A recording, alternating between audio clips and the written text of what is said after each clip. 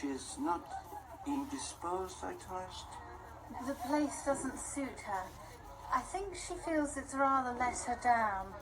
She was hoping to find inspiration for her next novel. I should be glad when we leave. We are to be fellow passengers, are we not? We both make the excursion up to Wadi Haifa and the Second Cataract. Yes, we do. Ah, the man you find so dreadfully conceited is coming after us. Perhaps he's come to meet somebody off the boat.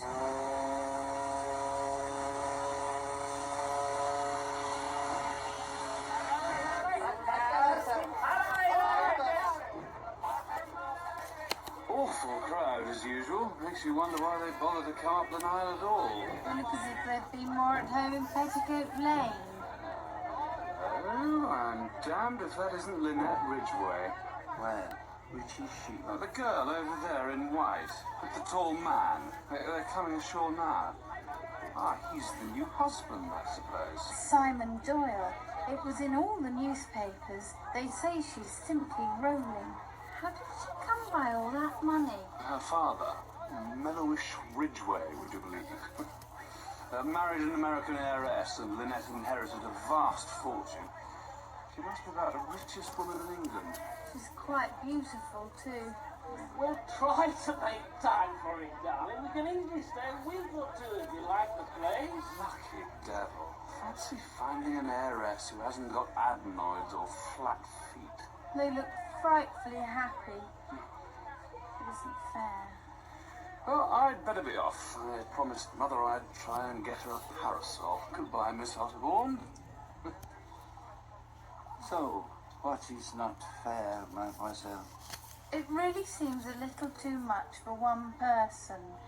Money, good looks, a marvellous figure, and love? Is that what you would say? But you do not know. He may have married her for her money. Didn't you see the way he looked at her? Oh, yes, mademoiselle, I saw all there was to see. Indeed, I saw something that you did not. What was that? I saw dark lines below a woman's eyes. I saw a hand that clutched a sunshade so tightly that the knuckles were white. What do you mean? I mean that all is not gold that glisters. I mean that though this lady is rich and beautiful and beloved, there is all the same something that is not right. Oh, well, I suppose I better do something about Mother's wretched photographs. Goodbye, Monsieur Poe. Goodbye, Mademoiselle Rosalie. I know that somewhere at some time I have heard the voice of Simon Doyle, though I cannot remember when. Porters will take the luggage to the hotel. We'll be quite safe. Ah, but of course, it was in Monsieur Blondin's restaurant. And over there, if I am not mistaken, is that Della was with him. Why don't we get a boat out to the islands? There's plenty of time. Oh, yes, I've always wanted... Hello, Lynette. What a coincidence. Strange how things stop running into one another. Hello, Simon. How are you? Hello, Jacqueline. We, didn't expect to see you here. Life is full of surprises, isn't it? Simon, for God's sake, what are we going to do?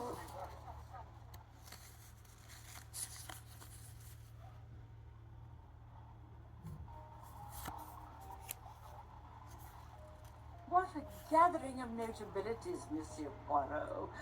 I expect we shall see a paragraph about it in the papers soon. Society beauties, celebrated detectives, famous novelists. You have a novel on hand at the moment, Mrs. Otterbourne? Mother is waiting for the muse to put in an appearance. My daughter is quite right for once. I've been dreadfully lazy, but my public is getting terribly impatient. Not to mention my publisher, poor man. frantic appeals by every post, even cables. I don't mind telling you, Monsieur Poirot, I'm here for the local colour. Snow on the Desert's Face. That is the title of my new book. Snow on the Desert.